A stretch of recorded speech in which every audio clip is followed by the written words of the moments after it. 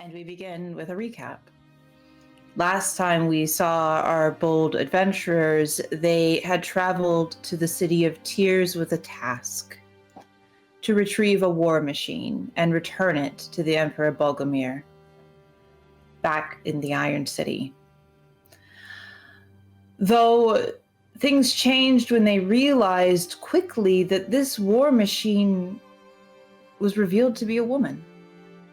The divine arcane, as Onsilis discerned first, a powerful witch bestowed with the power of Zatka, the god of death. The party left the city and began their journey towards the Iron City.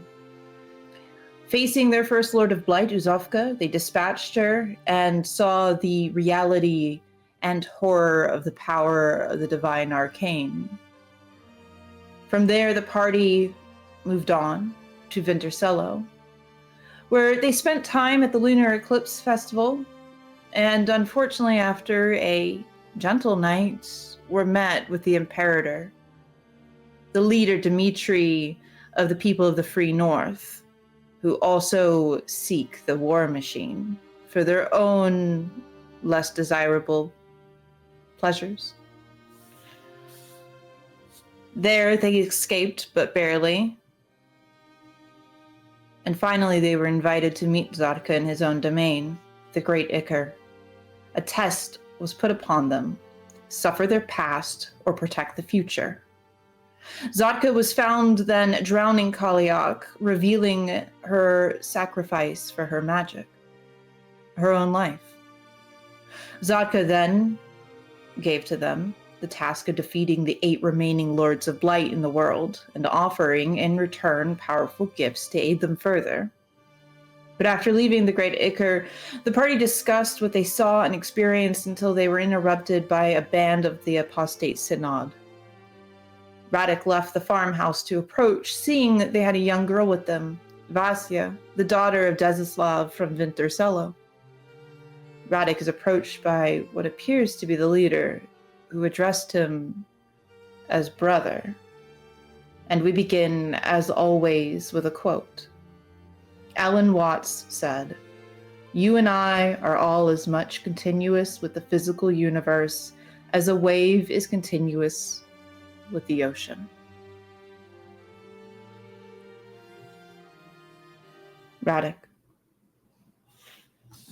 The man stands before you. You can smell the urine and what you would definitely recognize as menstrual blood coming off of him. And he grins. And again, as we left off last, he says, "It is so good to see you alive, brother."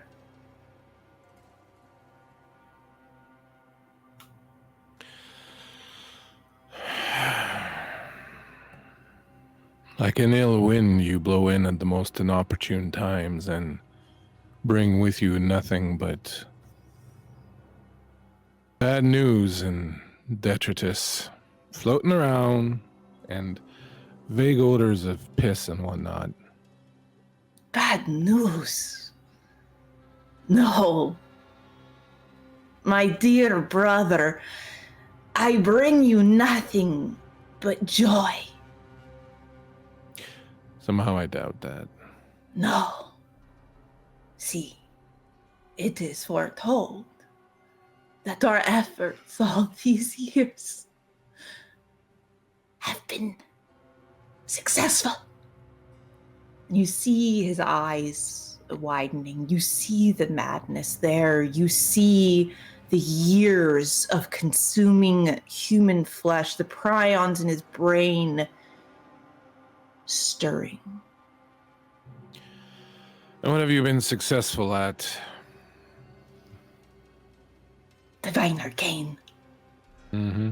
She's out in the world. The what now? The world. The Divine Arcane. The ultimate sacrifice to our gods. Excellent. Well, she's probably getting further away from you the longer you stay here talking, so you're probably going to want to get back on your horse and take your merry band with you and take your little wind elsewhere. I'm fixing to get some sleep. It's been a very long few weeks.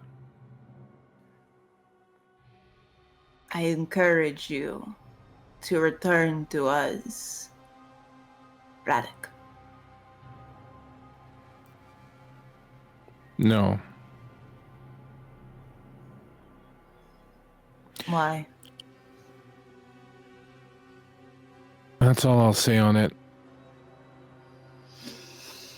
And you can choose to keep asking and keep standing here and we'll see what happens, or you can get back on your horse and take your smell of piss with you and get the fuck out of my sight.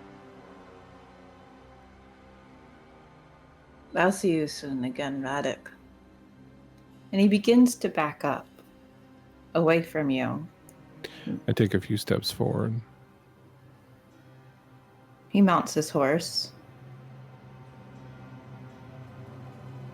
Goodbye, brother. I turn around and I walk away. He returns as well to his band, and you hear the cries of Vassia as he leads her away. I stop where I am. How many of them are there, you said? Probably about a dozen. That's a lot. That is a lot. I'll turn around again and say, "Oh, brother." He looks to you. She's not a witch. What are you doing with her? No witch? How do you know? Because you're all still alive.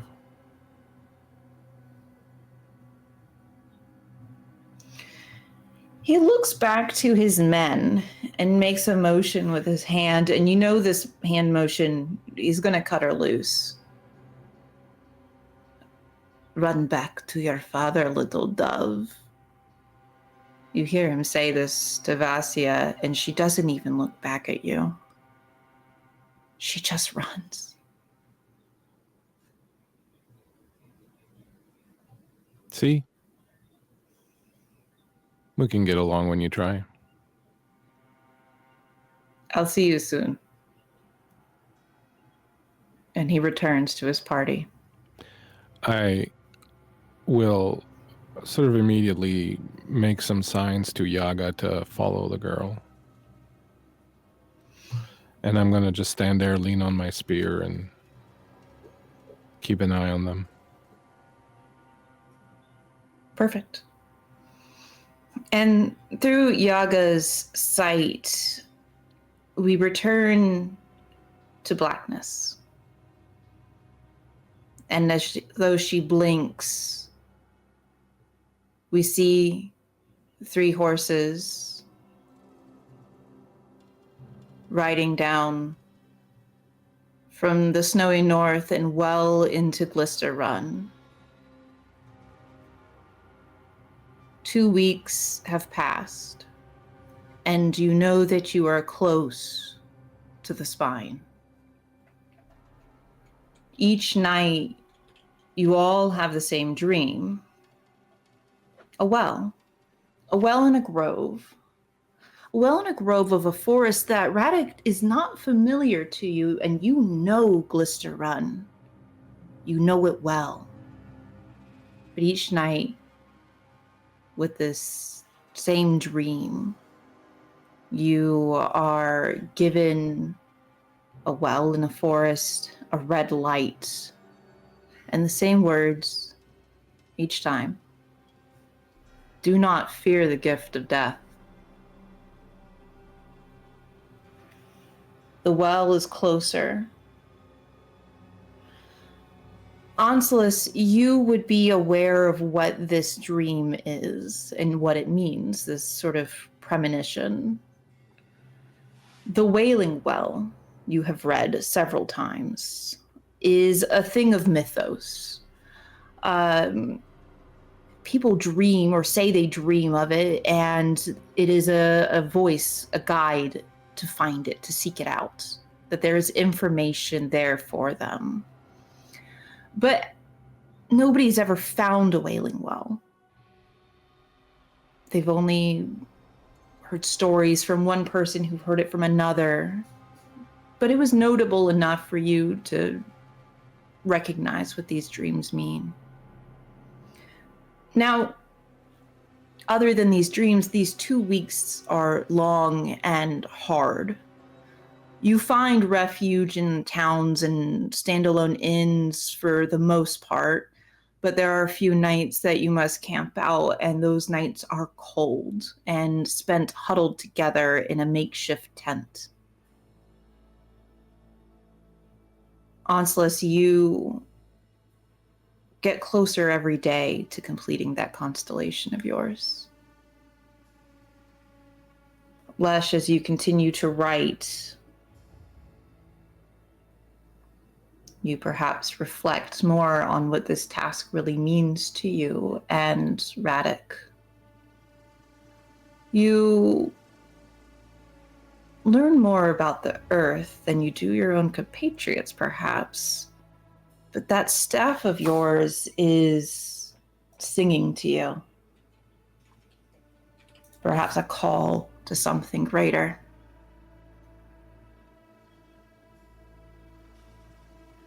What do you all discuss during this time, this travel?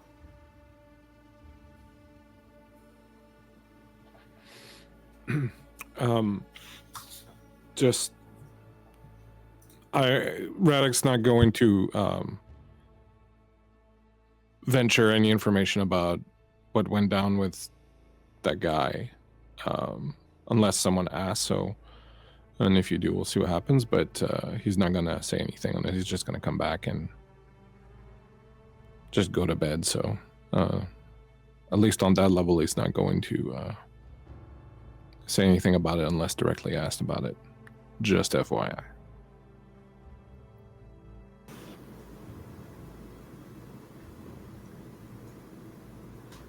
I think Onslaught would have asked. I think Onslaught would have, when he came back in, how much would he have been able to hear outside? Were they far enough away? I think that you would have heard the man more than you heard Radek. The man sort of has this large booming voice that carries and through his ramblings would increase in volume. I think the most Onslaught would have said upon Radek coming back inside would have been something along the lines of, is everything okay? Should we be worried? I think we'll be fine. We'll keep an eye out tonight, but if he was going to do something, he would have done it then and there. He has other interests. Old friends? Worse. Family. I think this would have piqued his interest, but he wouldn't have dug deeper. I think for his part, beyond that, Radek would have been pretty absorbed in his own thoughts and kind of keeping to himself a lot. However, I think that the two things he would have wanted to kind of touch on at some point, and you're free to say as much as you want, he wouldn't pry, he would just sort of bring it up at some point or whatever. For Lesh, it would have been to kind of try to get a sense of why he left the dream that we had the three of us together, but why is he still obviously seemingly devoted to this girl and everything else, when he seems like he rejects the whole God premise, but yet is still, you know, very much enthralled by the girl. And for Onslaught, his particular question would have been Well, maybe I don't know anything about that, but do I know anything about this work you're doing on a constellation, or is that something you keep to yourself? I don't think he is particularly private about it. You would just see him at night, likely before bed, with parchment and ink, and he's just jotting down from memory the stars he saw and their placement when they went into the Ichor. Would that constellation mean anything to me, Bones? Other than the fact that it would be the first time you've ever seen a starry night, no, there's no significant meaning behind the particular constellation. It was just that was the constellation of the night that particular night. Okay, so we don't normally see stars. Is that the deal? No, it's completely overcast. All the time, okay. All of the time.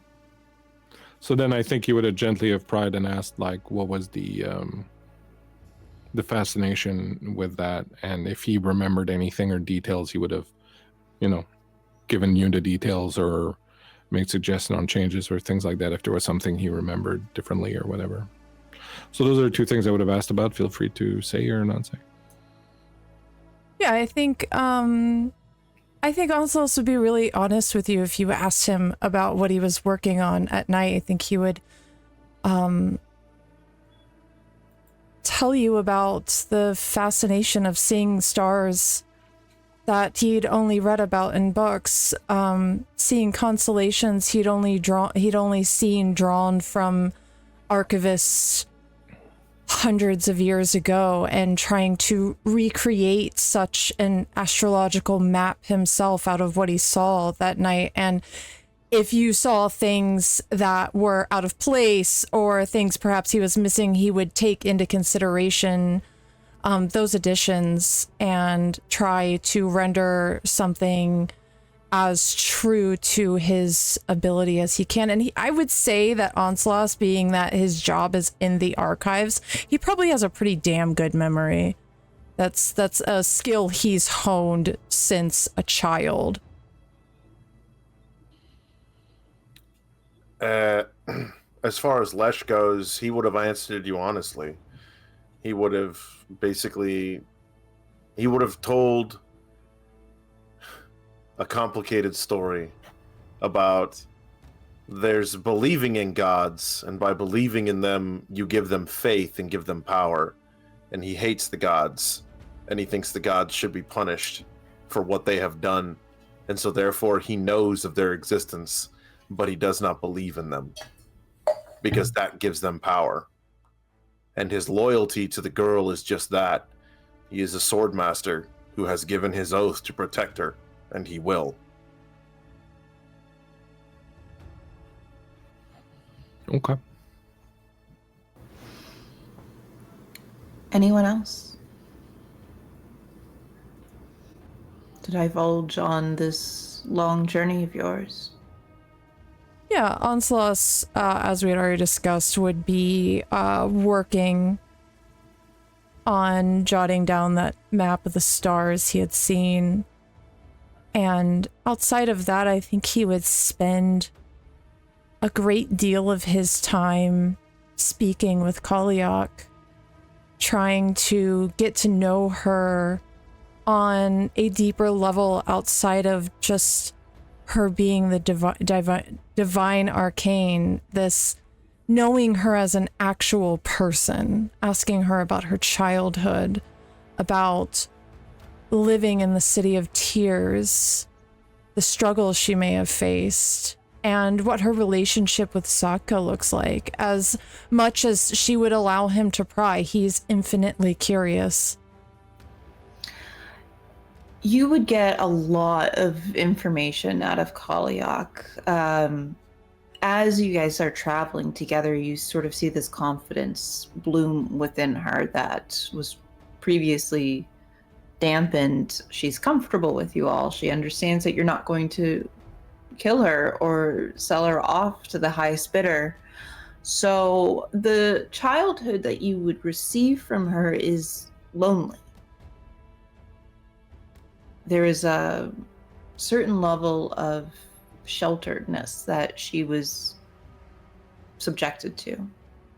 This is the divine arcane. The priestesses of the City of Tears would have never let her play roughly with other children, never let her do anything that would be perceived as putting her in harm's way. As far as her adolescence goes, again, just as lonely, but Piotr was sort of always a named figure within the tales she told. He was always sort of there.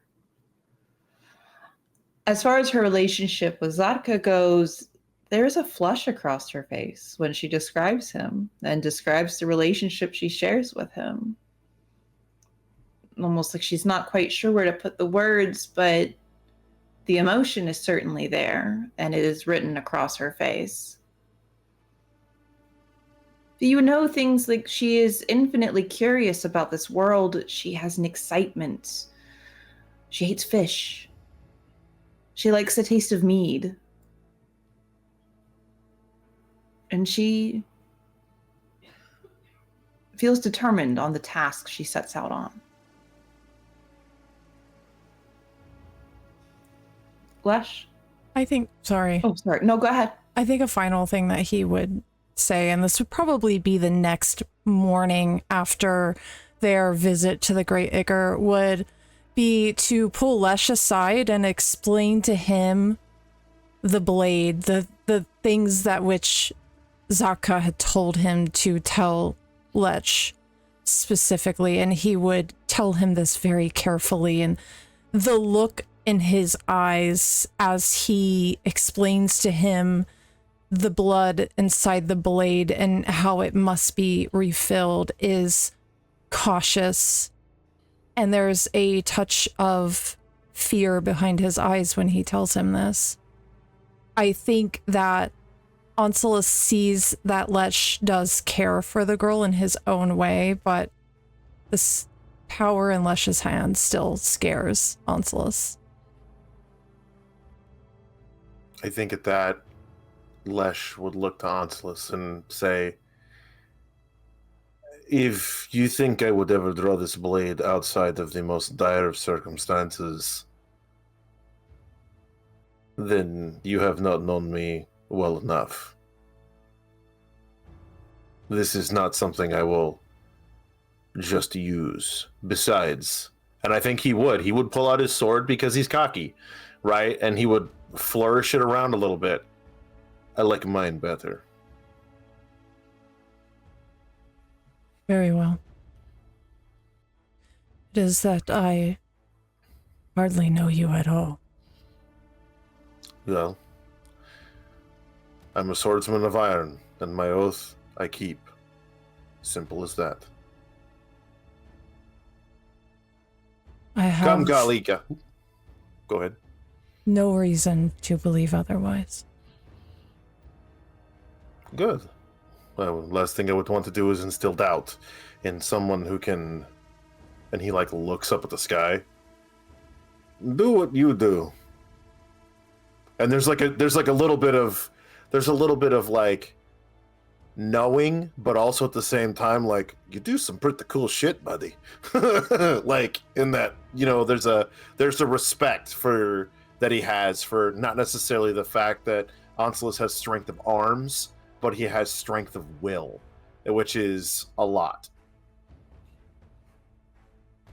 And during the 2 weeks, I think that he would wake up one morning, definitely, before dawn, just before, in that coldest hour. Come on, Kalia. It's time you learn how to ride. She wakes up and sits straight up and looks petrified. No. I'm fine with Onslus.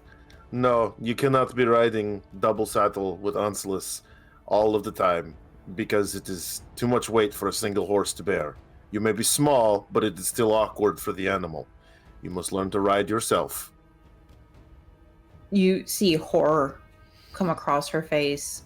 Horses, you all would have learned, don't respond well to Kaliak. They smell her death. The gentle undertone of sulfur that you might catch when close by her is pungent to animals. They smell what she is, and there's a fear in them. And in turn, that fear returns to her. But she gets up, and she follows you. As he would take her out. And of course, seeing the horses frightened, probably standoffish, he would walk up behind her. You see, they will react to your fear. Do not be afraid of them.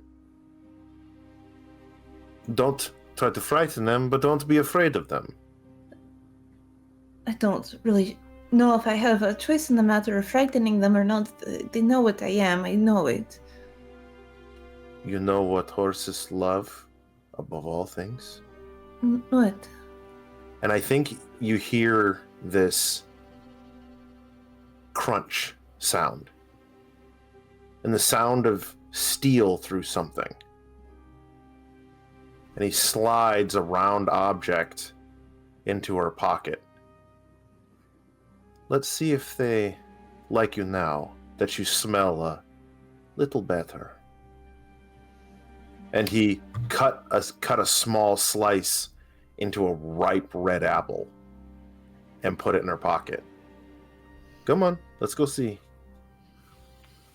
And as they do that, the party would, as you guys wake up, would sort of find Kaliak on the back of a horse, alone, without Onslus, obviously, very timidly riding a horse.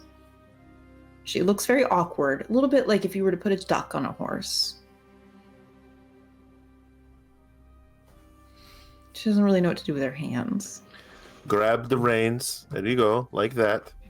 Right? You don't, when you spur the horse, you don't have to try to hurt it. It's just a little nudge in the right direction. Once it is going, you simply tug slightly to the left or to the right, and that will tell him which direction you wish to go. And as you guys sort of go through these sort of skill training, these little modules of teaching her how to ride a horse, the sun rises on the final day of the first 2 weeks. You have a checkpoint to meet, and soon. You've already failed meeting your first checkpoint, and you can only imagine the ire in which the Emperor holds upon you three. You know that there is a town at the foothills of the Spine, and that is your next checkpoint. And you set off. Do any of you say anything to one another before you set for this last leg towards the checkpoint? Are we going to teach her about cooking, Lash? I would think so, but perhaps that is a task more suited for yourself. I know how to cook. I cook all the time. I have it on good authority. Radek has unique cooking skills. They're called spices and herbs. All 23 of them. You add some of them to whatever you're making, and suddenly it doesn't taste like you're eating shoe leather. But it's still shoe leather, it just doesn't taste like it. Well, there's only so much we can do out on the trail like this. Let me see if I can do something better tonight. I'll call down Yaga. At some point, I'll ask Yaga to go and find me a nice little coney or something. Okay. Question. Question, narrator. Yes, ma'am. You said we've been having dreams. Have all of us been having these dreams? All of you have been having the same exact dreams. I think Oncelos is, once we get going on the horses, he's gonna bring this up. Has anyone here been experiencing dreams? Dreams that are unusual?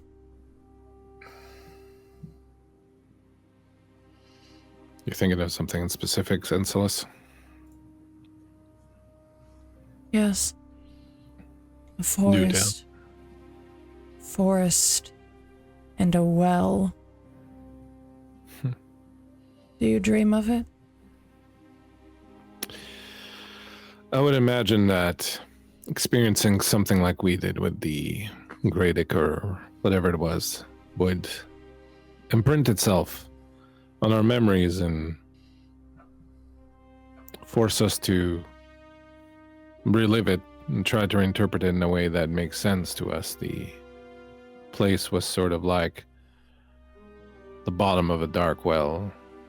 I would think that it might make sense for us all to be trying to interpret it that way. So you do dream of it? Yeah. And do you, Lesh? Do you dream of it? Oh, I dream of it, but I don't get his superstitious mumbo-jumbo like Radic over here about it. I just very much think that perhaps it's a well, and maybe it's... I like to think of wells as places of life, places of drinkable water, you know, maybe... Unless it's poisoned. Unless it's poisoned, yes, unless it's fucking poisoned, right? Yes, no, but a well is a source of nourishment to revitalize oneself. So I would think that perhaps maybe it is a sign that we'll find rejuvenated life, maybe within the wood versus the city, because it was in the woods. Well, if that's so, we may not be the ones who inherited, since that well is not anywhere in this area that I can think of. And I've been everywhere, and I've drank from every well, and I've slept under every tree, and I've fucked someone or two or three in every village that we've been through, and I've not seen that well. I think Oncelos looks at Kaliak last. And you? Do you dream of the well? Last night I dreamt I was looking into it. What did you see when you looked into it, Kaliak? The past.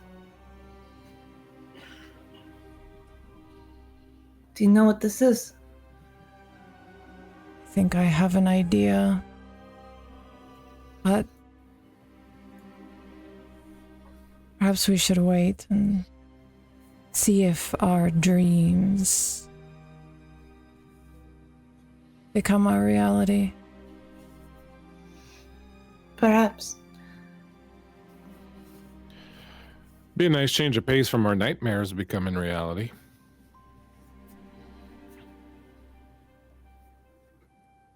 If I think it is what perhaps you think it is, Oncelos, perhaps it is a nightmare after all. Yeah, that would track. It could be. I will give this to you, Oncelos, because you're an extremely observant person.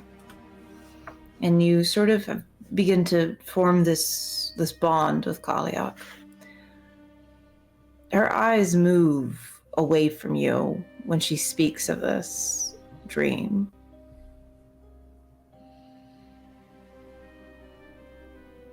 She does not quite hold your gaze for any longer than she absolutely has to. Okay. Could I kind of deduce from that perhaps she's withholding things from me? You absolutely can deduce that. Okay. He doesn't push her further. Something inside of him trusts her that if it were dire that he needed to know, she would at least pull him aside and speak to him in private. Sure. Perfect. So he'll just continue on writing. What does the path look like right now that they're on? It's beautiful. It is a vibrant green, even with the rain, and it's sort of become a drizzle for this day. Lush and powerful trees line the dirt pathway. And as you ride on, well, do you have anything for that? Did you need anything or no? Just curious. Okay. Mm-hmm. As you ride on, the evening is threatening you. It's becoming late afternoon, and you don't really quite see anywhere to stop. That can become problematic. But you hear it, Onslus. You hear the first scream deep in the woods. Seems unnatural. A keening sound, like a banshee. I think he looks to his companions, searching their face if they hear this sound. Do we? No, it's just you, Onslus. And you see it. Just to the left. A path. Deeper into the woods. The trees sort of forming an arch. Beckoning you. And you hear it again, the keen.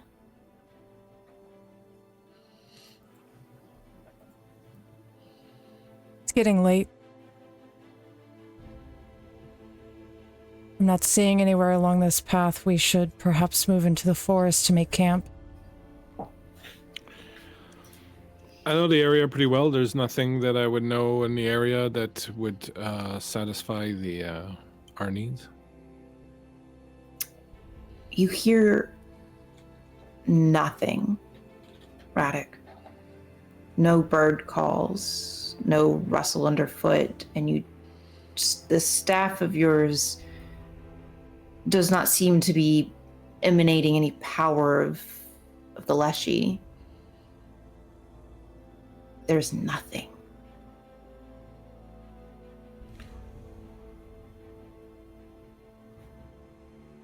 I think Lesh would dismount and walk over to Kalia, probably grabbing her around like the calf. What is wrong? I don't know. This is not anything that I am privy to. She, again... How observant are you being of her face? I mean, he's gonna he watches her like a hawk at this point. Again, she does not quite meet your eye. Well, if that's the case, if Onslus is feeling a little on edge and wants to stop for the night, we can stop for the night. I'll go poke around. I think while you're doing this, Onslus has taken his horse ahead a few paces and is turning down that path that is open to him. And you're going to hear him call back to you guys. There's a path here, leads deeper in. I have a feeling that we should follow it. There's no paths in this area, and I'll go forward and try to see if there's a path there. I've been through here dozens of times, and there's nothing. You've never seen this path before, Radek. This is unnatural looking. I think as you get close, Bleak, Onslaught will get quieter. It is this way. You must trust me in this, friend. Paths that appear out of nowhere when you need them are usually fraught with danger and other unexpected business. Do you deny that it is an omen? At this point, I don't know what's what anymore. We have Are you not a man of the wood? When the wood opens to you, do you not heed her call? The wood is a natural place. Things like this don't just occur, and when they do, it's because somebody else's will is behind it. That's all I'm saying. I'm not saying we shouldn't go down it. I'm saying that there's a will behind it, and right now we have no way of knowing what that will is, so let's just be careful. Well, I, for one, if Mother Nature is real and she's parting her ways, am not one to refuse. So you all travel down the path together with Kaliak? Yeah, I think Radek's kind of suspicious about it, so he's going to, make sure to keep an eye out and keep Yaga flying about and be on high alert. Onslaught takes the lead on this one. I'll fall back. There's a strange confidence in him. Good. Go ahead, Lush. Sniff something, Onslaught? I feel something. Good or bad? Hard to say. Okay. Powerful? Well, that's definitely bad. Because if you feel it's more powerful than you, or the lot of us, Something tells me to go this way. Okay. Just try not to get too far ahead. I won't.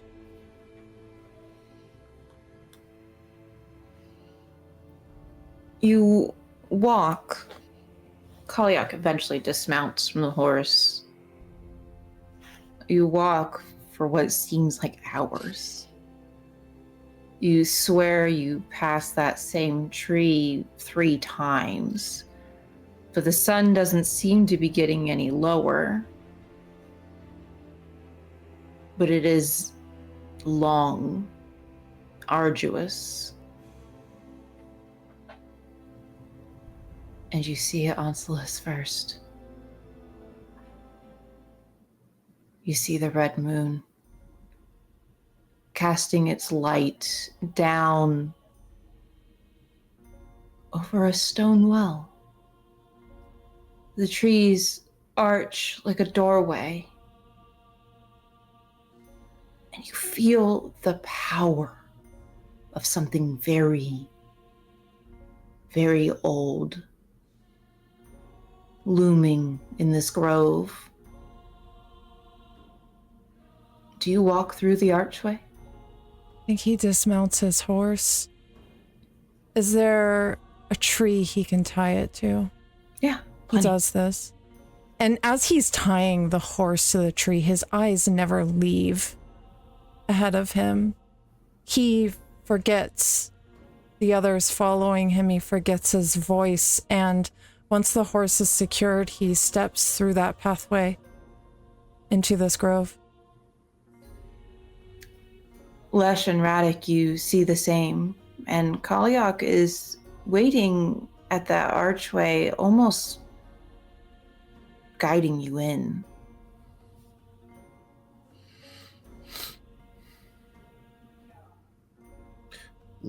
Do we march to our doom? We march towards something, whatever that is. We're not going to find out what it is hanging out here, but I'll wager it's not going to be too pleasant. But someone's obviously gone through a lot of effort to get us here and to prep us for it, so I don't like to disappoint. Good to know you'll stand up to any occasion. As you... Go ahead. No, go ahead. As you two walk through the archway of trees, and the 3 of you stand facing the well, that red moon is flickering like a lantern, and you hear the howls of wolves and coyotes. They are loud and they are coming from all direction. Light begins to zip around, and that red moon is a beacon drawing you in to the well. The rain is beginning to become insignificant to you all. It calls the stone well. Her shriek, it echoes, and you hear the keening now, Lesh and Radek. And the woods keep telling you, come closer now. The magic here is not just old, but it is demanding. The grove, it begins to breathe, and you can hear your own breath in your ears. It is distorted. You can see the spider webs in the brush holding steadfast onto the raindrops. In this red light from above, they glimmer like rubies on silver chain or blood. Kaliak moves past you three, called upon on high towards the well. She walks like she is possessed, her arms outstretched like the wings of a peregrine. The small predator, so fast and so elusive, at the cusp now of both heaven and hell. You see a tiny dynasty for witches. The earth is black and wet. The trees outstretched to the illuminated crimson sky. Your now naked charge before you, flesh made out to be milky and tender. This is her kingdom. This is a place created by the gods for the divine arcane, and you see it. Just beyond the tree line of the grove, the black wolf of the north, the cubless bitch. She is a massive shadow. Her body moves and the trees shudder in her wake. Heavy steps of paws thud and the ground shakes beneath your feet.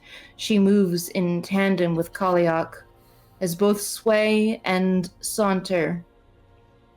She breathes with Kaliak, heaving a chest cavity as the witch approaches the well. Kaliak glances over her shoulder at you three. Soft silver eyes match that of the wolf watching you from the woods. She warns you, her snout sticking out, now towards Kaliak, and growls once, and Kaliak looks to you all and says, "Welcome to Oblivion."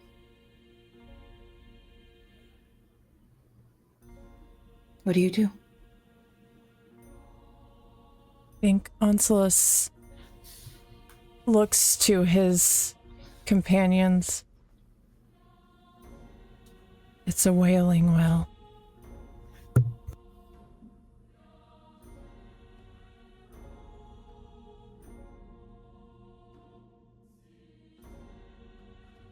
You're muted, Bleak. Yes, and It's a divine place. It's said that the Wailing Well can give you visions. Things to come. Things that will be.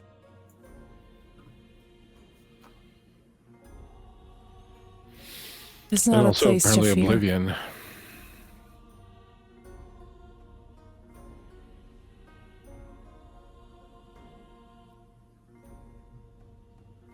I think Onslus looks to Kaliak. Do you know how to use this place, young Kaliak? I understand that these are not in your books. Not this part. And she walks to the well, bare feet crunching over the foliage. And there is a stone slab over the well. I can't push it on my own. Onslus steps forward and joins her. I look at Lesh.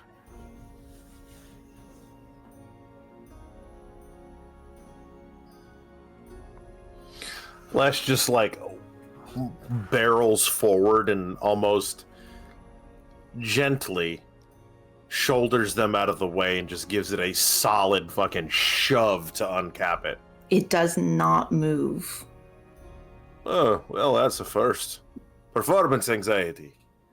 We all have to put our hands on it. If we are here in Oblivion, then we are connected. It requires all of us. I thought Mother Nature opened up and you just went in whenever you felt like it, Lash. Well, why don't you step in and show me how it's done?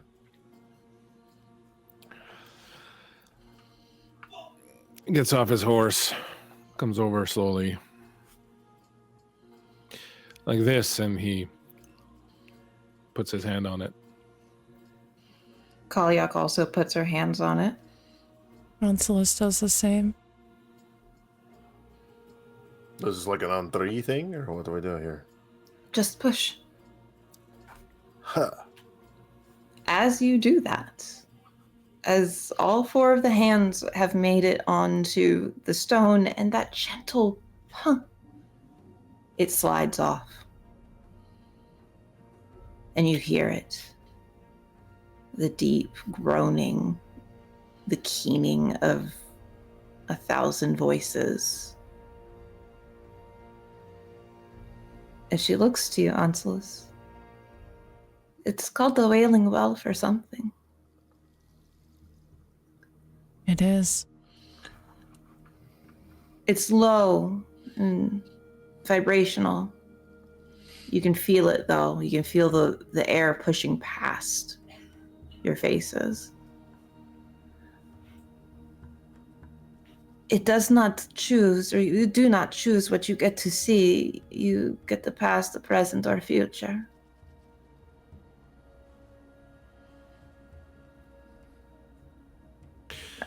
And Kalyak, what good comes of this? What good comes of knowing any of these things? What's in the past doesn't matter. What's in the present is before your eyes, and what's to come, well, knowing about it sort of automatically assures us that it will change, doesn't it? She sort of knits her brows together.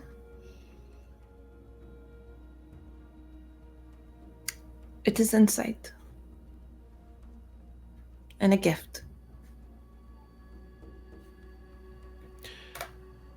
Unless the well is poisoned. There is no poisoning the past. It is the past, as you said. Well, technically, you can poison somebody else's past. There's only one way to find out. What is the matter, Radek?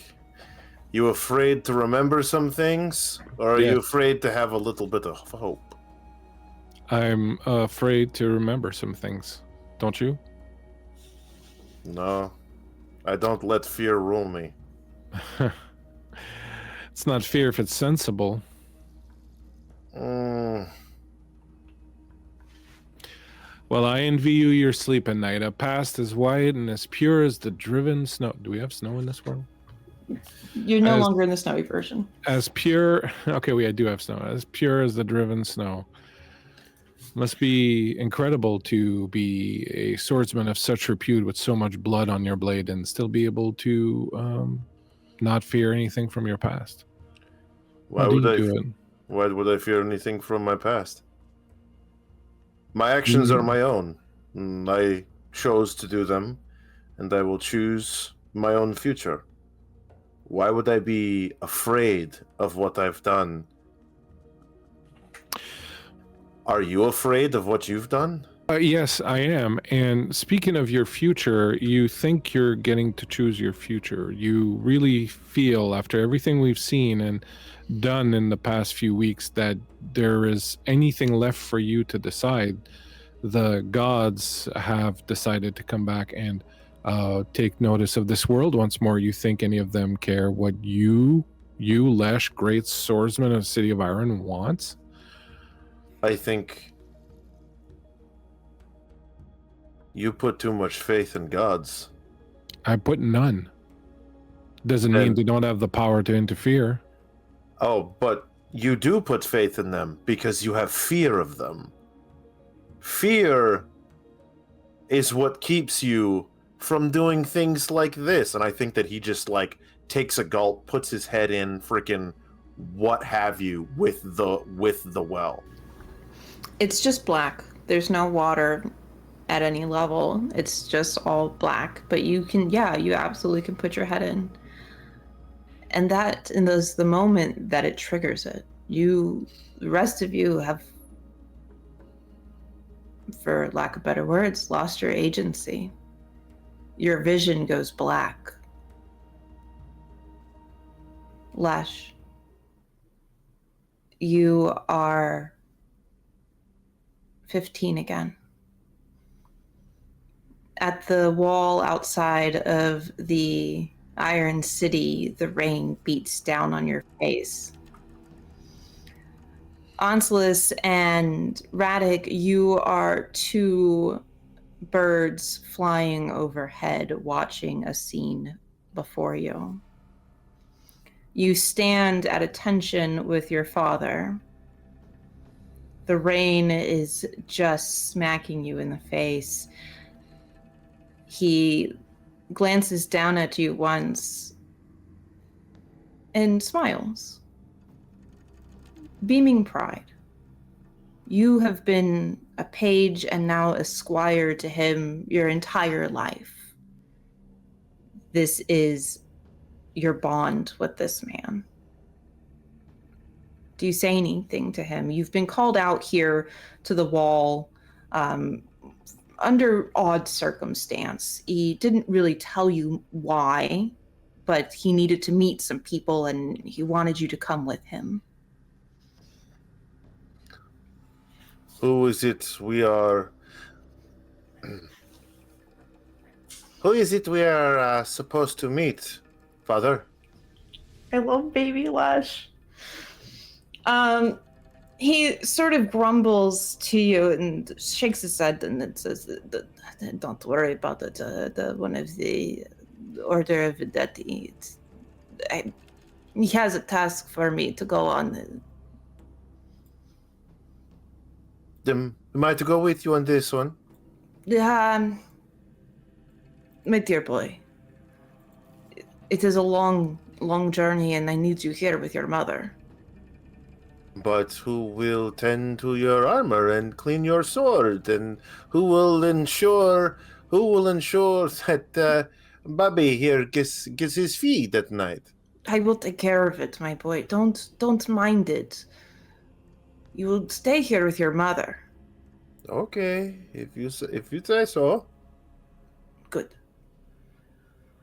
You hear horses, the thundering hooves drawing near, and there are 3 men on horseback.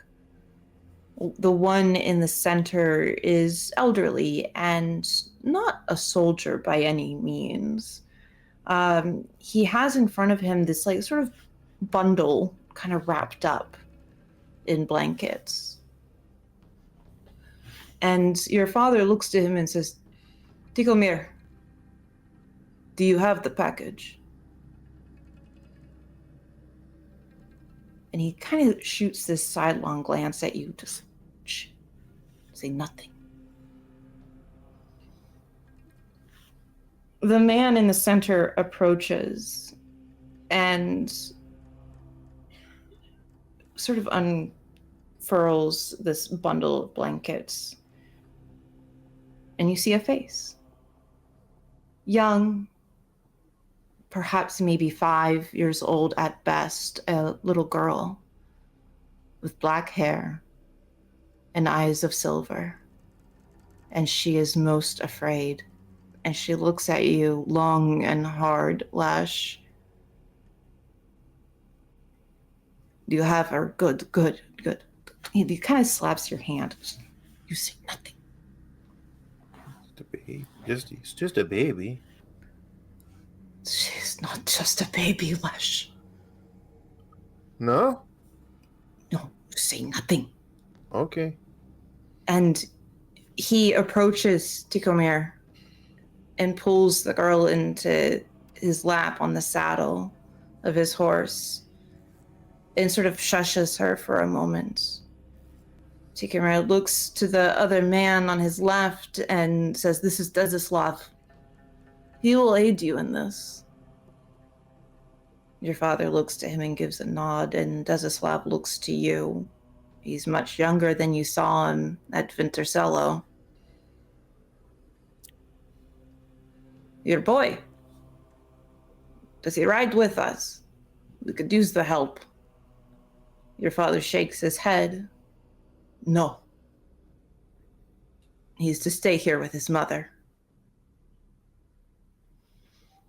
And he turns to you, Lesh, your father, and he puts a hand on your cheek.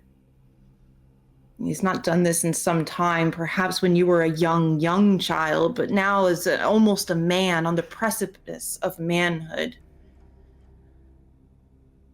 This is odd behavior. And he looks as though he may weep. You take care of your mother while I am gone. Do you understand me, Lesh? Yes, Papa. You'll be back. Of course I will. It is most important to me that you understand. And he sort of trips over his words and stifles a cough. I love you very much, my boy. I make you proud, Papa. You have already made me so proud.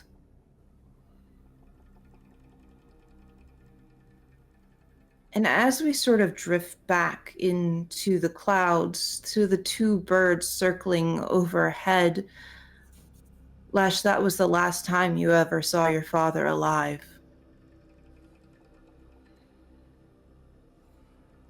Onslus, your eyes open, and the room is dark. You too are just another teenage boy once more, and your legs are so weak. You can feel your upper body, no problem, but moving out of the bed seems problematic at best. As an adolescent, what would you be doing in bed typically?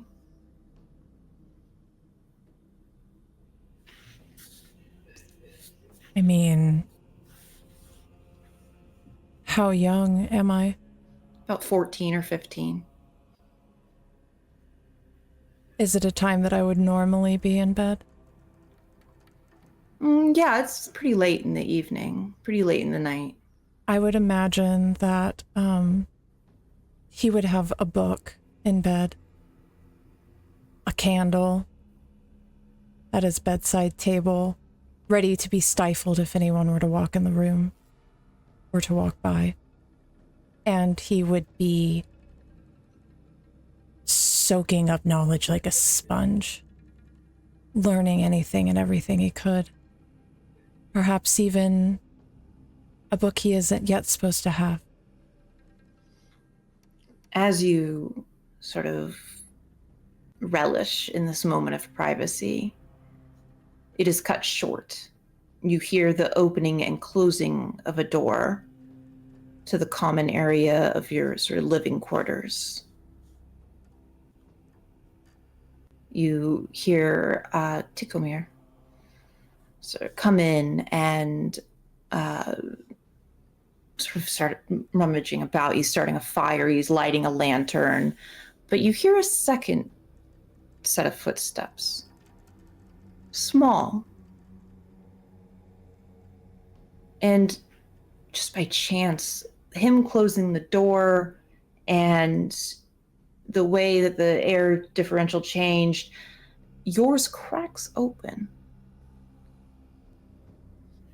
He reaches out and quickly pinches the flame of the candle. You hear his voice, your mentor's voice. Now, if you just sit here for just a moment, I will get you something warm to eat. And you hear a small voice sort of agree along. He quietly closes the book and tucks it underneath his mattress. And he's going to very carefully slip from his bed and tiptoe through the door to the door. Lesh and Radek, you are two spiders on the ceiling watching this.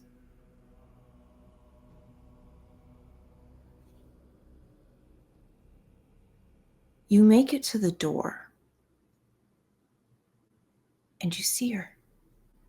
Sitting at the table you and your mentor have shared many times to break fast with, you see black hair and silver eyes set in a little moon face.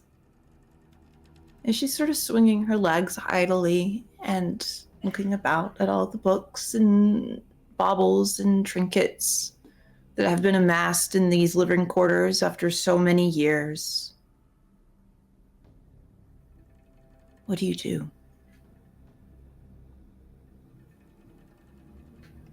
I think Onsilis knows what a kind and loving man Tikomir is. And very sheepishly, he's going to push the door open. Tikomir? He immediately invades your vision. And it is never you've seen him as an angry man. And you see a rage in his eyes now. What are you doing up? I heard a voice. You are not meant to see things that are Don't not tell. brought to you. I'm sorry. What did you see? I saw nothing. You saw nothing. Nothing. You speak of this to no one, Anselus. Never. Go back to bed. But listen to me. I will be gone for some time. Continue your studies. I have left enough of a tincture for you to last until I return. Do you understand me? Answer no one who asks where I am. When will you be back? 3 days. Will you be okay? I will be fine. You take care of yourself.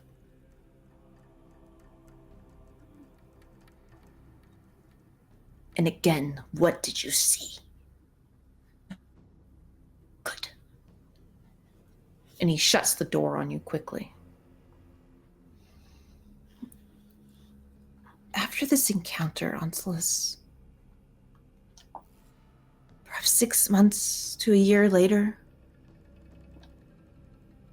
you lost your mentor.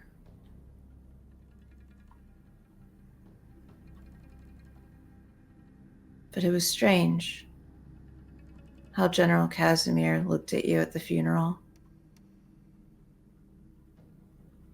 Smug, even.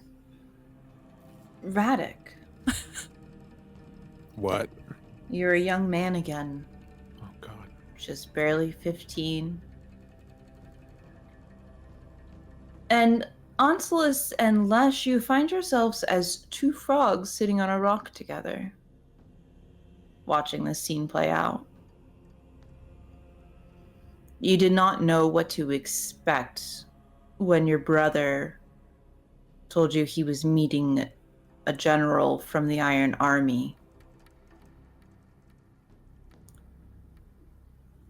You see a tall man with a black breastplate holding the sigil. He is holding more pien than you've probably ever seen in your life. Your brother stands tall, and the madness has yet to take him. He looks down at you and smiles. This is for our great cause, young brother.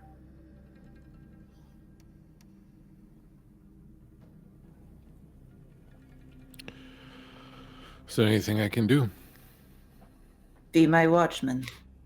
Of course, brother. And he looks back to the general as he approaches. General Casimir, you have come. Casimir approaches and holds out a tentative hand. Hello, Cyril. It is a time to meet you. Cyril looks down to you one more time, Radek, and grins. You have work for the Apostate Synod. Curious that the Iron Army approaches us. Casimir sighs and hands over the pen. They are traveling across the spine with the divine arcane. She is not of age yet. She is not bled yet. You may not eat her yet. But if you take out the men traveling with her and bring her back to the Iron City, you will have your fill. Cyril looks back to Radek and smiles once more. Do you hear this, brother? Taking out members of the Iron Army. Are you up for the task? I hear a lot of words.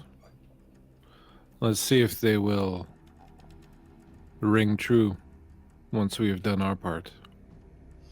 Casimir looks to you, Radek, and he glares. You will take them out. You will have your fill. So long as the divine arcane is returned back. They travel with a man named Desislav. The others can die. Let Desislav bring the girl back to me. What if you won't? Then kill him. And do it yourself.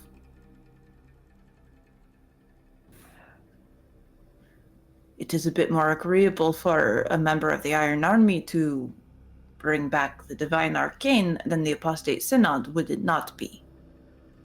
So be convincing. I'm sure you're capable of doing that, Cyril. And he turns his attention back to your brother. Cyril laughs. I can be convincing, yes, of course.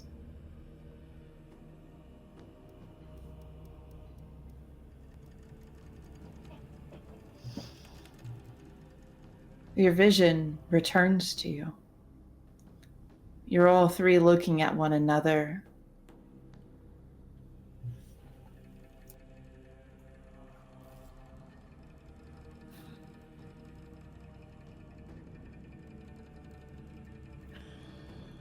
Nothing good ever comes out of seeking the past. I think Onsolus takes a step back from Radek and Lesh. Probably a good idea.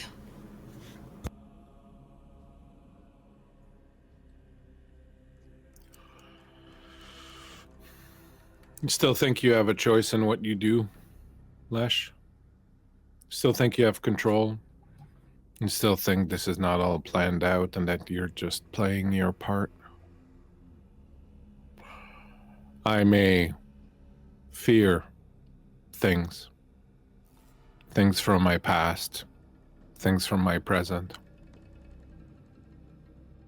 But at least I have made difficult decisions and changed my path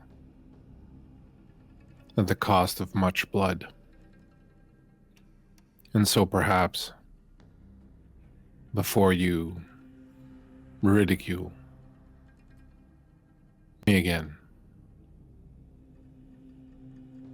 You'll think on this. And ask yourself,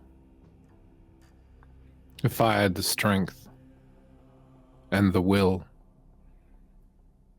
to do those things and then to stop,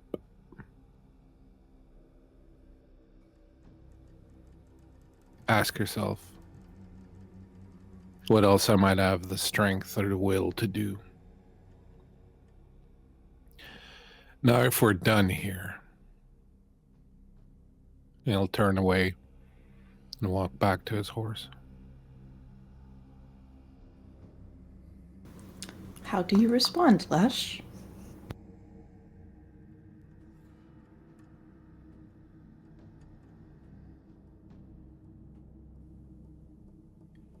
Wow. That answers that.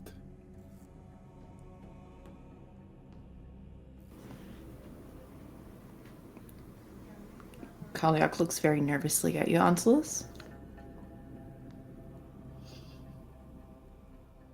I think Onslus looks to Braddock. Did you do it then? Did I do what? What you set out to do that day? Did you accomplish your goal? He looks back to Kalyak. Because here she stands.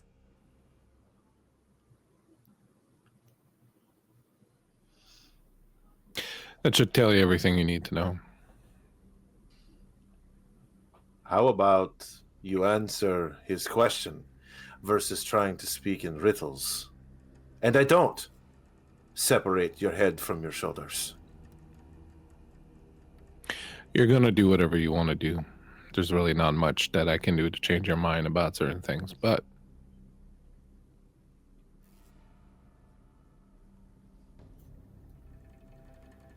I'm sure you've all,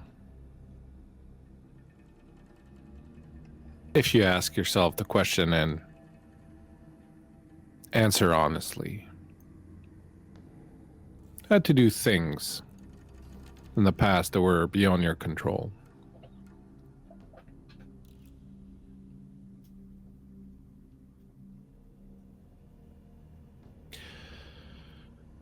Kalyak is here now.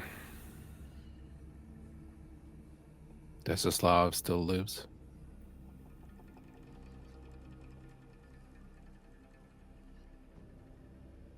All is as it should be.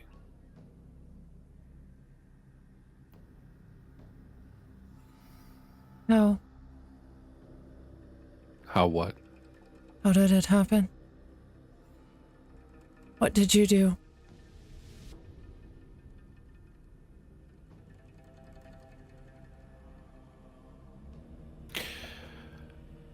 What's the point of telling the story I that is think long past?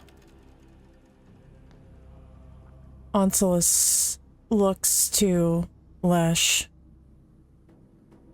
and he sees the anger in Lesh's eyes.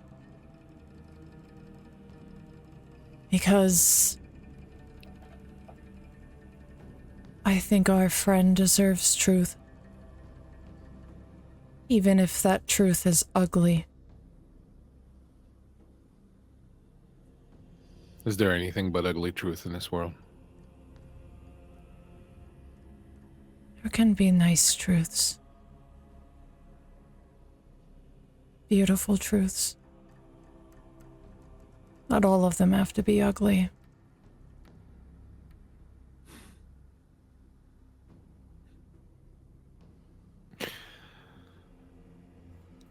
Sure.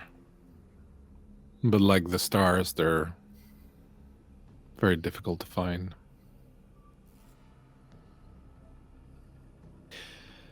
A lot of people died that day. The only ones I knew were the girl and the man we were supposed to not kill. Some made their way away from the battlefield. ran, hid in the forest. Beyond the fact that she lived and he lived, I couldn't possibly begin to tell you who died and who lived that day. I can.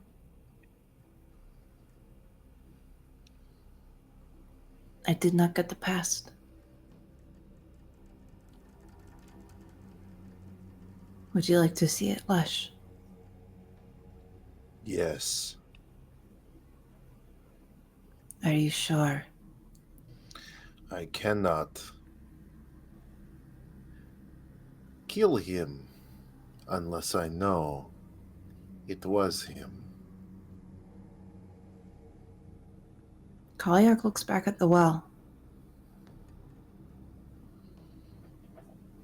She leans in and dips her head into the darkness and lets out just a whimper. You all are eagles in the sky, watching down. Desislav rides hard with this little bundle in his lap. And as the apostate synod are chasing these men and beginning to fight, the angry black mare of your father riding cuts off their direction.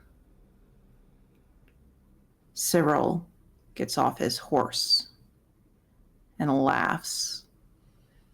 In both his hands are two sickles, and he is sauntering to your father as though they are merely playing a game. Radek fights with another. And you see it. You see the battle between two titans. Your father's swordsmanship was excellent, but Cyril was so fast. A clean blow to the gut disembowels him. And your father falls like a pine in the woods. And you hear the crying of a young girl take over the sky as the rain begins to pour even harder. Cyril stands over your father, his sickles down and his hands around his throat as he begins to crush his throat. And he laughs.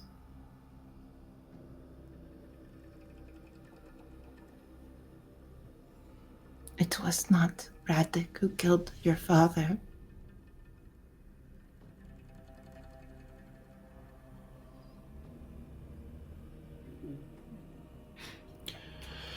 See? Now we both want the same man dead.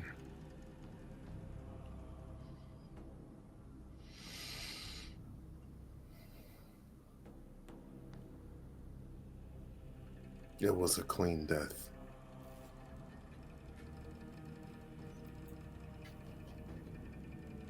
It was a soldier's death.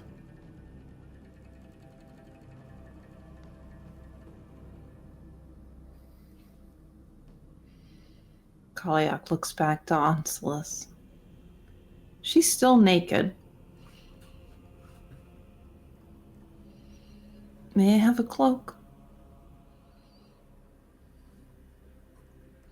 He pulls the cloak off his shoulders, stepping forward and placing it around her, securing it on her.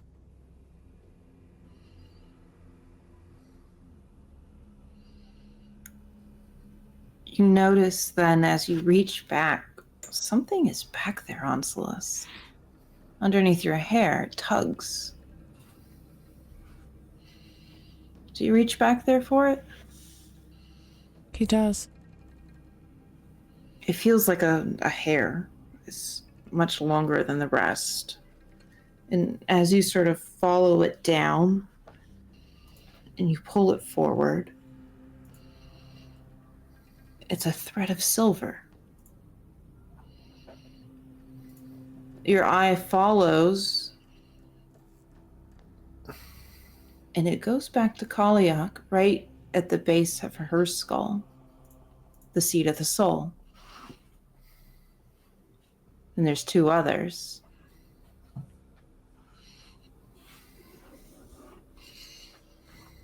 What do you do?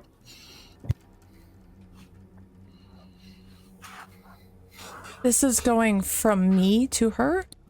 From the right at the base of your skull to her. It's this long, winding thread. Is this Doesn't something hurt. I've ever read about or would understand? This is new. I think he holds it out, looking from the hair to her.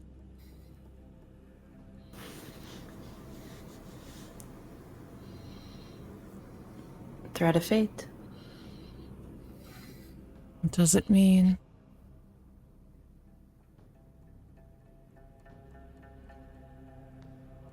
Death has bound us.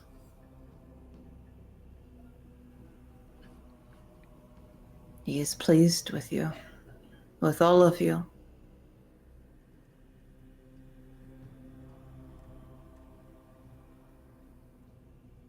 Were you born in the Iron City? I do not remember. I don't remember a mother or father, but I remember the smell of the lower city, the smell of dirt and poverty. I remember the rain being a little bit colder there than it was anywhere else.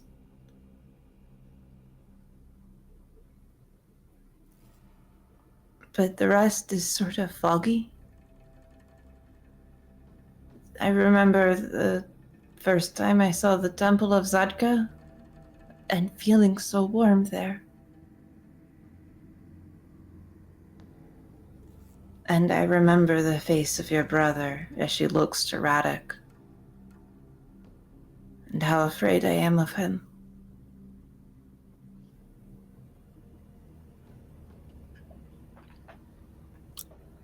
Good thing he didn't stay for tea the other night. That was him out there. Looking for you.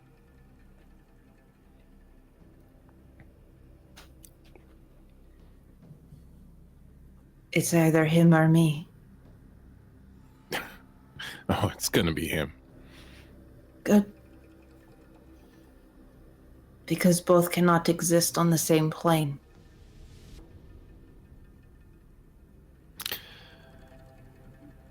I'd say the same about him and me, so he looks over at Lesh. And I think he's probably gonna want a piece too, so.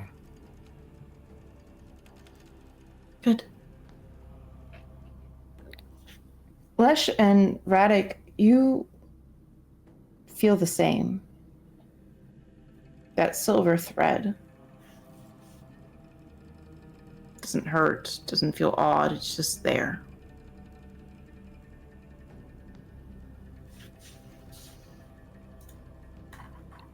Radek will kneel down and pick it up off the ground.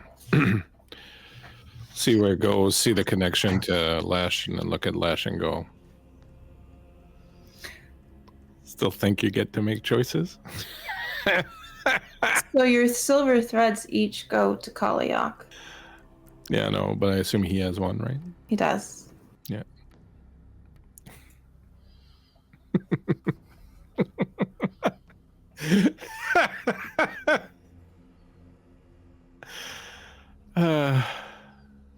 Gods are funny as ever.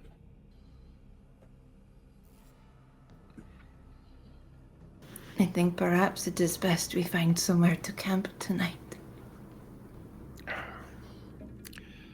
I'll find something.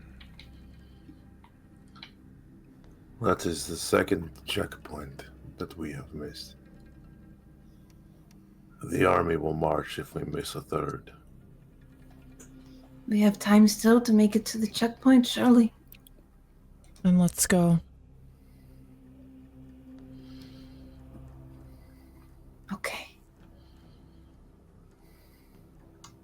Do you all ride off back out into the wood? Yeah, and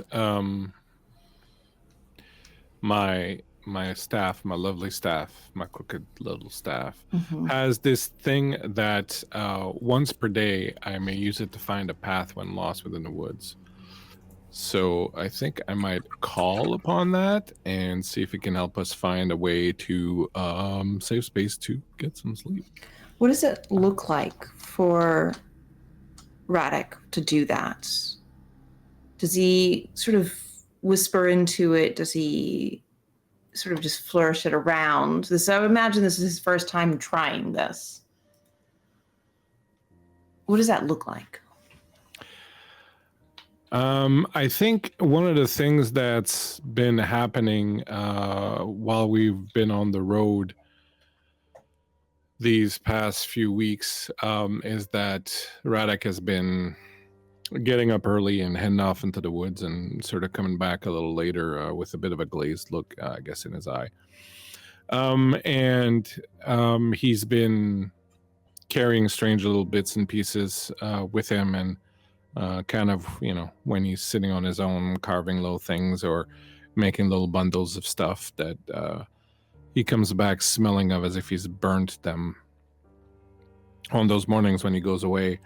And I think that as he goes towards his horse with the intention of finding a way out, he sees the staff, which is in a scabbard on the horse, and I'll stop for a moment, then reach out, pull it out, look at it, look at the Leshy's face, which is carved in the head of this crooked piece of wood. And then, almost like he has an idea, he'll head back sort of towards the area where they came from, where the archway is.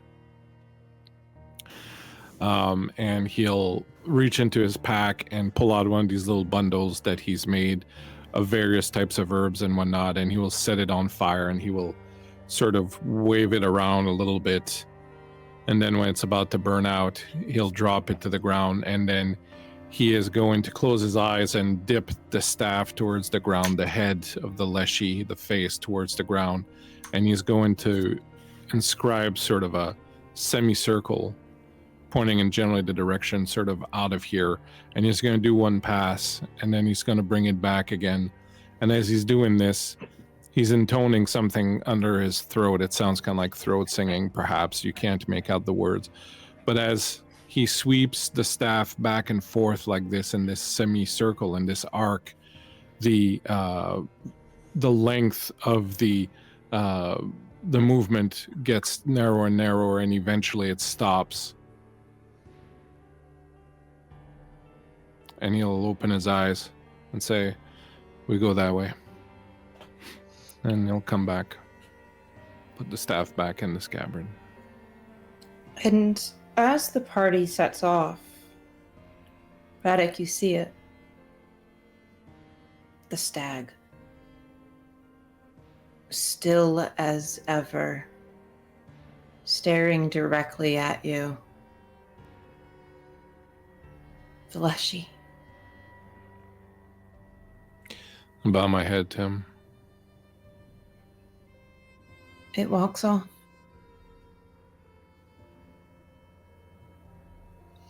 You camp for the night. You know that this is a short rest you're taking. Do you say anything to one another after these memories have been given to you?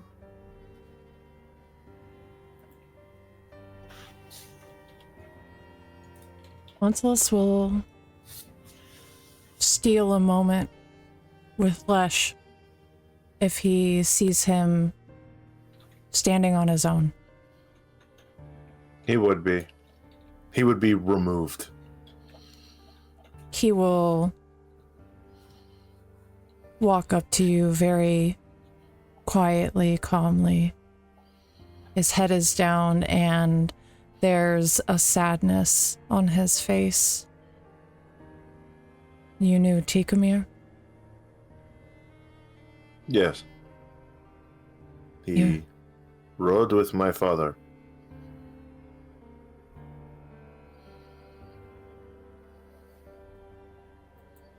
He was my mentor, my true father, a good man. True, father? A person I know as my father, the person who raised me as a father raises a son. I would like to apologize to you For growing up with the difficulties you faced. I thought you were shut in by choice and preferring the comfort of books to that of people by choice, not by circumstance. And I know that comments and jabs were made in good nature, but perhaps they cut a little too deeply, not knowing what I know now. But you have the heart of a warrior in your own way.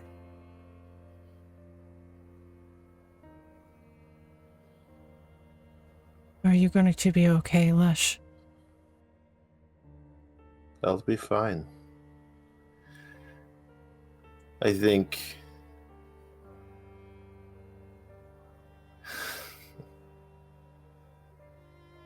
I understood why Radek was so against digging around in the past. But I stand by what I say. No fate, all choice. Let him continue to drink his problems away and think he knows what's truly going on. I think there is a goodness inside of him. It is buried deep, no doubt. However,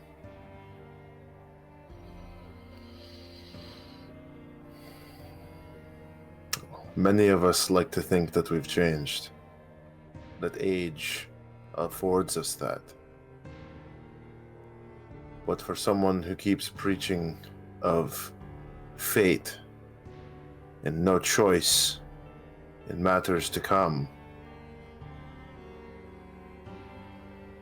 I question his integrity in the final moments. If he is truly incapable of making a choice that isn't somehow preordained in his mind.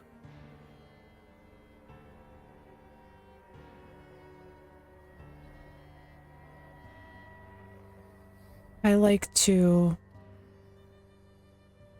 give Radek the benefit of the doubt. I think that he wears the sins of his past heavy. And I think that when it comes to it, when it is his time, the goodness will come from him. I have faith in this. You should try having a little faith too, Lesh. I have faith in you and in Kalia as people. But we've all done things we're not proud of. But those were choices that we made in those moments, at those times. He is a man of regret. Nothing more, and it blinds his actions.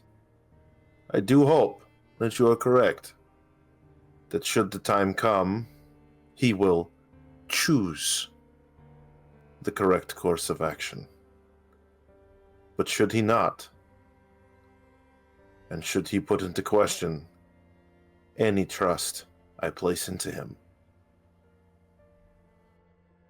he will meet his brother sooner than he thinks. This is a Swordmaster's oath.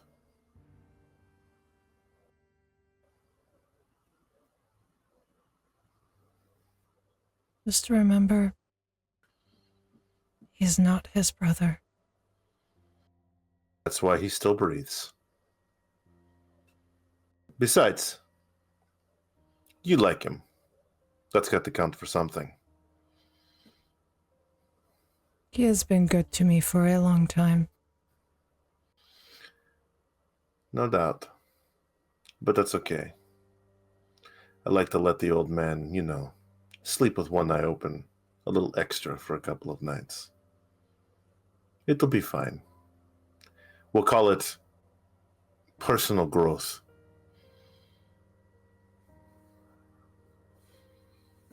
Get some rest. Likewise.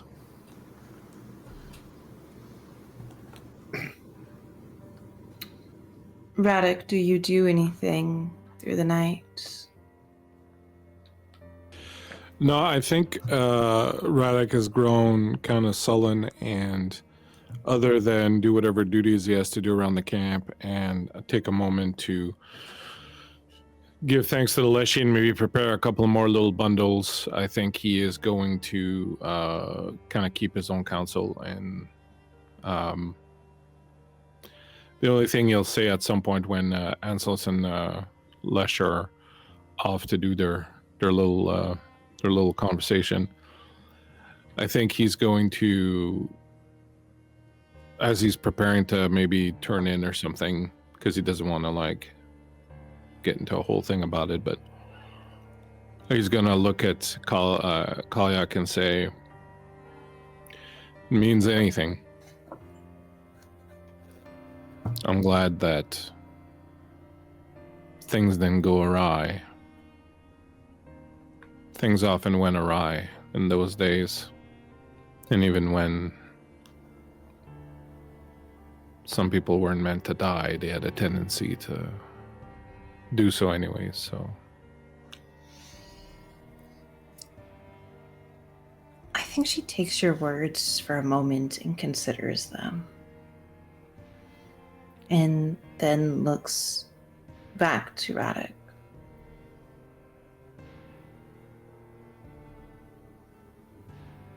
Zarka protected me that day. I was never meant to go back to the Iron City. Not yet. Not at that time.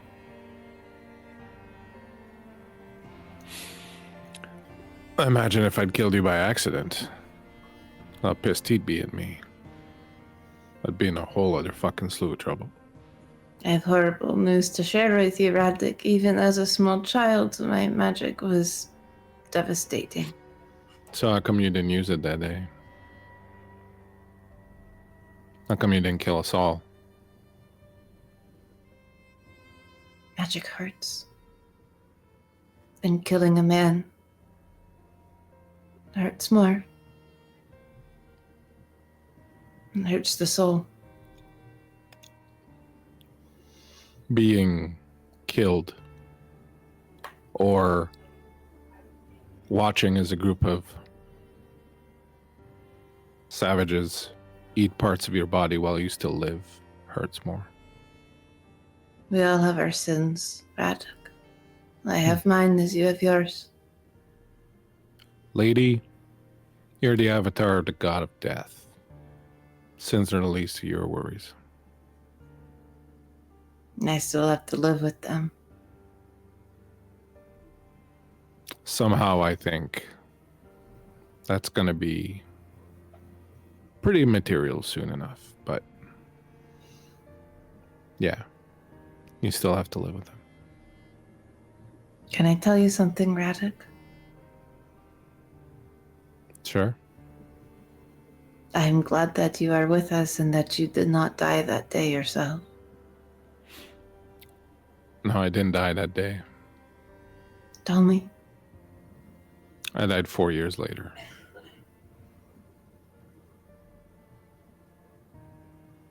I know the feeling.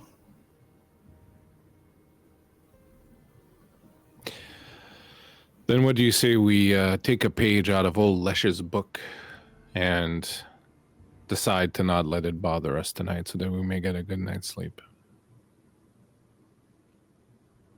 I agree. I said old Lesh's book, but I don't think he can read. With that, he's going to go over to his little bedroll. Yeah. Morning comes too soon. You are wet and achy, cold.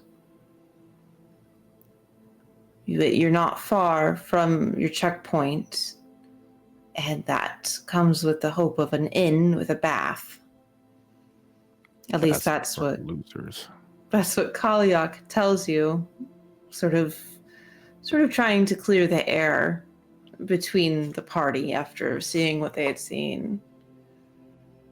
Sort of lightening the mood the best she can in sort of an awkward and off-putting way.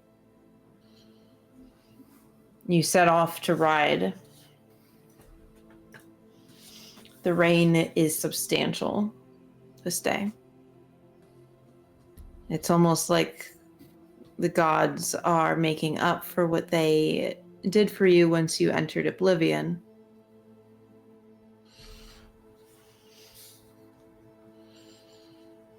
You ride. You keep traveling west until you see the monumental size of something that reaches high into the clouds.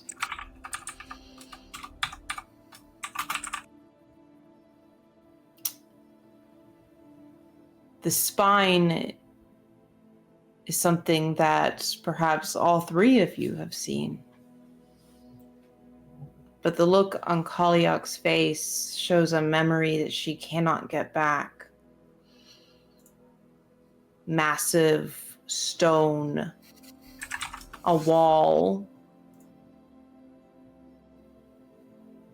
But just at the foothill, you see a village. Viedgora Selo, the Mountain View town. It's your checkpoint. You see Iron Army outside of the city itself, and they look poorly. Their armor is off. They are atrophied, sickly, starving. Smoke from the city billows up, though no fire. You can assume it is from either workhouses or a cookhouse, perhaps. But they're there, and they are waiting for you. Onsolus, you would know that the crawl of this town is named Artium. That he is a goodly man of pleasant nature. You've met him a time or two at court. No issues, and otherwise he does not stand out to you. But your eyes cannot help but drift from the spine. It looms over this town with an anger. A reminder that the gods pushed two continents together to form the spine. And these gods are angry now still. Yaga soars overhead as you approach the iron gates. You're stopped by two men, Iron Army soldiers who barely can walk. Consulus pulls the medallion from his robes and flashes it to them. Their eyes grow wide. We made it. Of course we did. Oh, thank the gods. We could not go out again.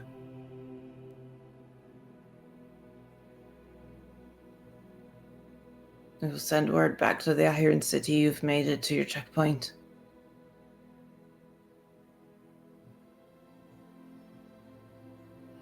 Show us to the inn, where we may rest. Yes. Tell the but, Crawl we are here. And yes. if he wishes to speak to us, he can see us there. Yes, that's fine. We can do that. And they sort of start slumping and sort of hobbling towards the gates. These are men who are in very poor condition.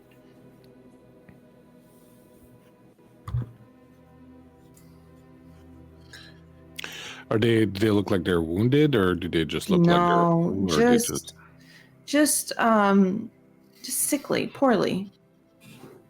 Sickly, poorly, like they got some kind of illness, or No, like they've been starving. Oh. They're very thin. They're atrophied. Oh. I doubt we'll find much to fill our bellies with here. There will be something for us.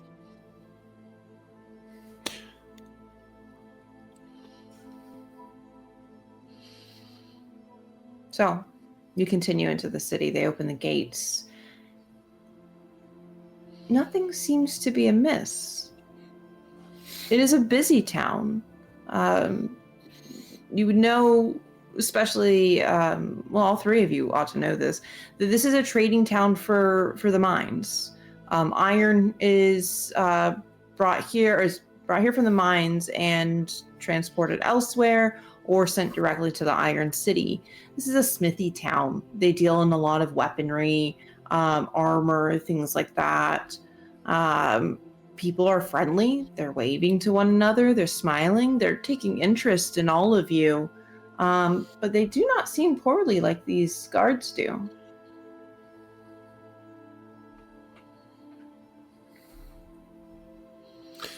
So, just so I understand this correctly, everybody else looks fine. Just Perfectly normal. Just the guards. Just the Iron Army.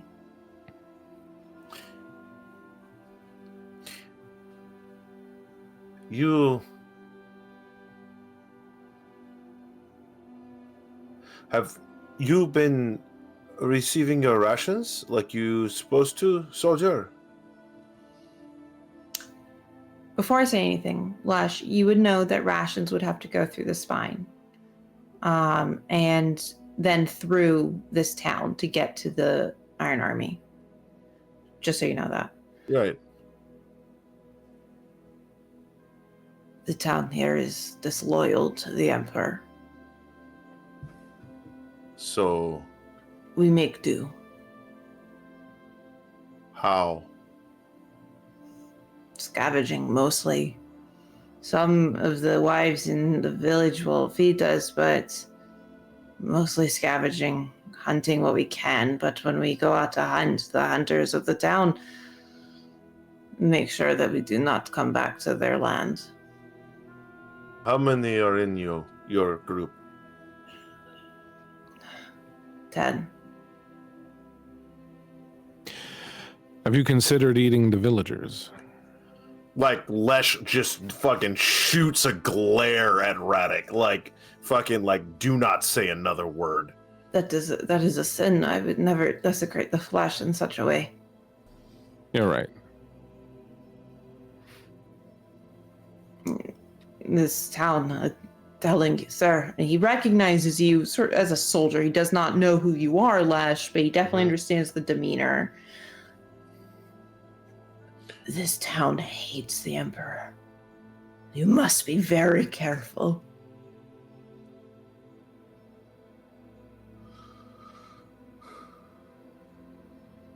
Thank you.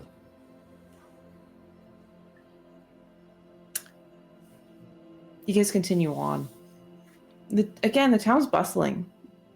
But as you walk through with this soldier from the Iron Army, you know that while they might look at you with curiosity, not with malice, the townsfolk, but the moment their eyes land on that soldier, they are hissing. They're spitting at his feet. There's rage. They don't know who you are and what you do. They just know you're a visitor.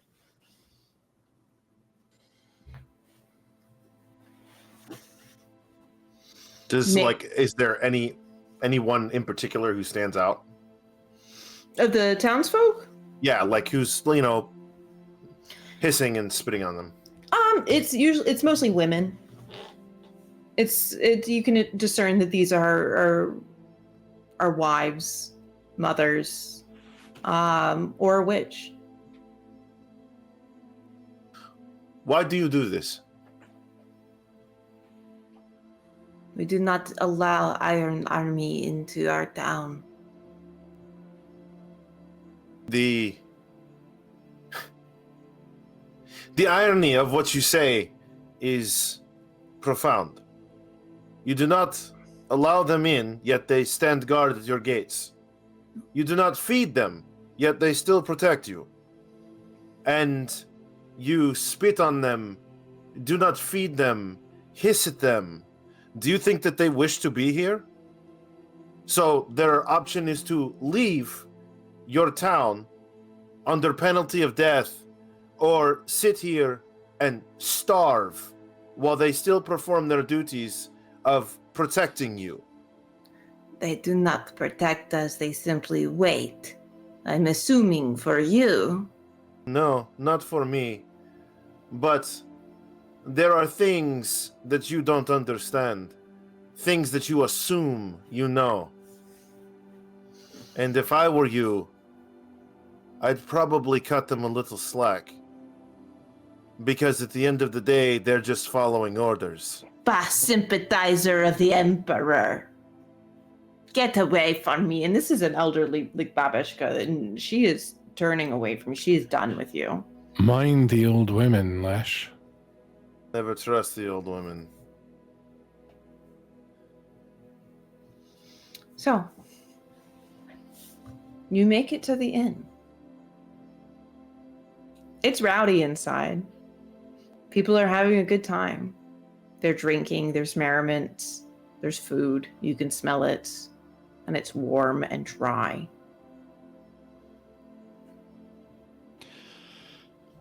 I'm gonna go find someone to fuck, I say,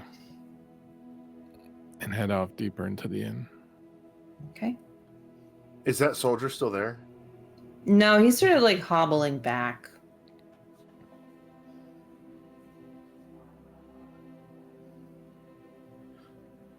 I make note of it. Okay. And Onslus, you hopping off, getting inside? Yeah. Yeah, he's gonna do that. He's gonna hop off his horse and very awkwardly help Kaliak down on her own. I feel like she tries to get off on her own, and then she notices he's helping. She sort of pulls back, gets back on, and lets him help her. And it's very painful experience to watch for anybody watching. Yeah. I just feel that just at the edge of the frame of this particular scene, Lesh is just going. Yeah. Perfect. Okay. You get inside, you're met with a barkeep, and some ale maiden sort of shoveling a tankard in your hand and telling you just to sit wherever. Kaliak sort of tugs on your sleeves. Onslus. A room with a bath. He relays this to the innkeeper. They charge you. It's a couple iron PN. You're flush, so that is no problem. And that would be for 2 rooms, unless you wanted more. I don't think anyone's sharing a room with me. I'm just think gonna go out on a limb here and I think Onslaught actually gets 3 rooms. Okay. One for Radek and one for Lesh, and then one for him and Kaliak. Okay, perfect. She gives you the keys to the room. She sends you off. Kaliak is scampering up to find the room and get a bath in her. Yeah, I think Onslaught kind of doles their keys to them, and then he will go up with her, but more so in a way that he's going to... Is room with a bath. Is the bath going to be in the room, or is there like a little separate area where the bath is at in the room? They will bring the bath. The bath. Yes, the bath into the room. Okay, so he would likely like sit outside of the room and not in it while she bathes. And I think he's going to take this time to remove Tikomir's journals from his bag and revisit them. And he's looking for anything that he missed the first time he read them pertaining to Kaliak, if there was maybe coding in the way he worded things specifically that he missed in not thinking the first read through.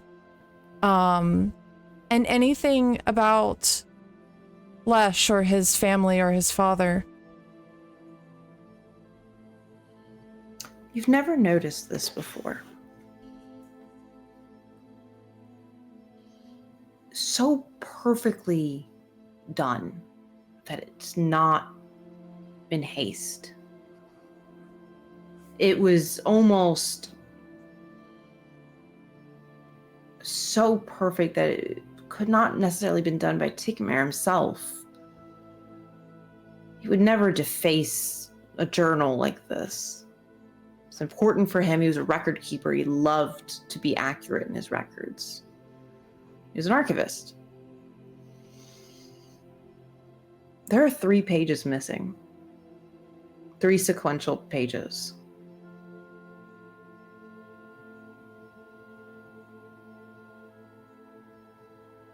But the final page would have been imprinted on the following page. You'll need to take some time to really work to get what that last page said. But you can feel just a few letters here and there.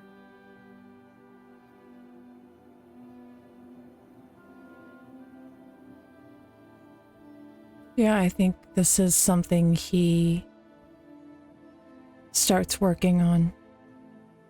Excellent. This is his focus now for the night.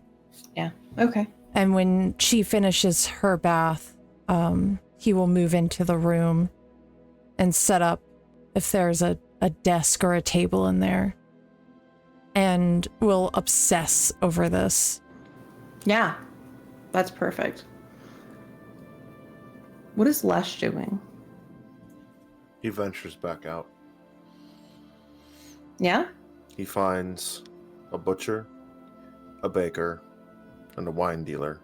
Mm-hmm. And will spend down to his very last peon together bread, food, and wine.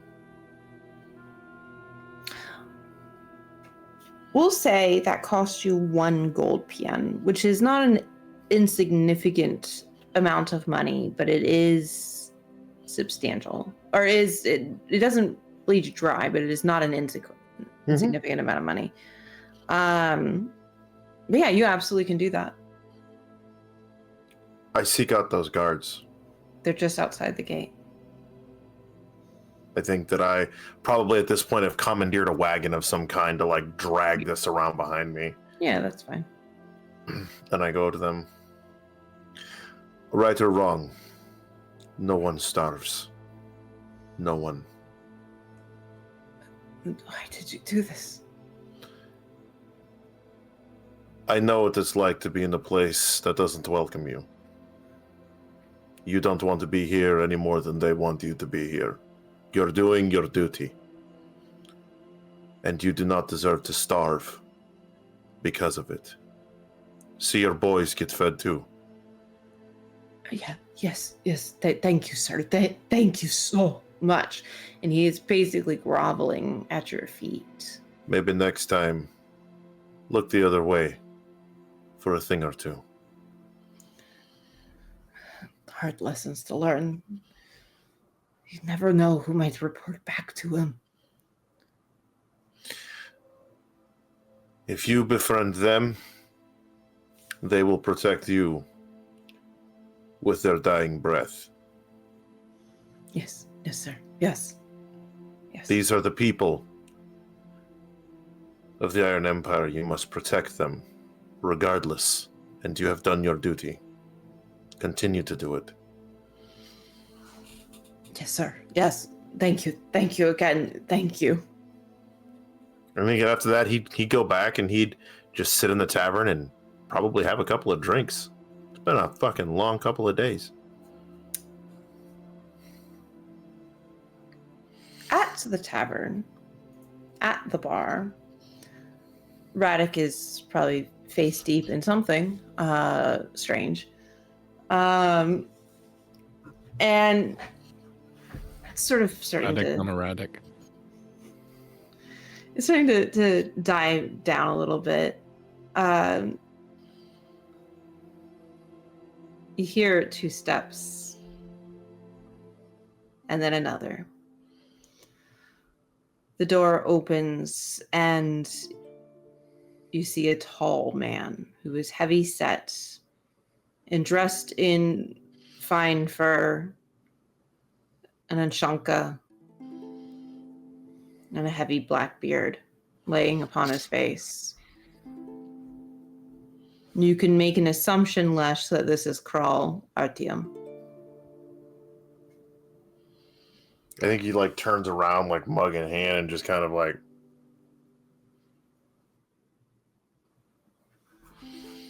Do you call me for my home?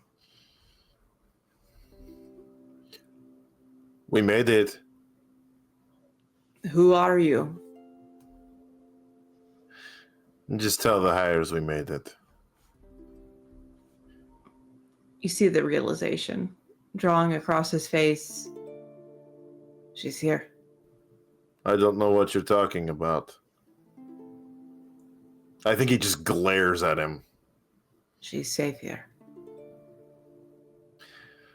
Not if you don't feed the soldiers.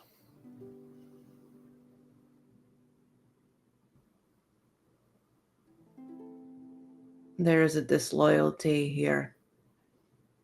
And whose fault is that? And he takes his long draw. Can you blame me? I hate that man. That's fine. You can hate him. But you need to learn how to play the game.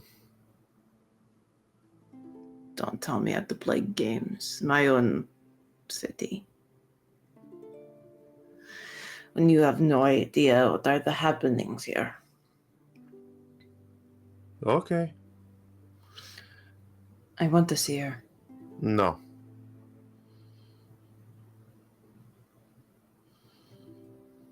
Then I suppose I can't confirm she is here. I'm here. He's here.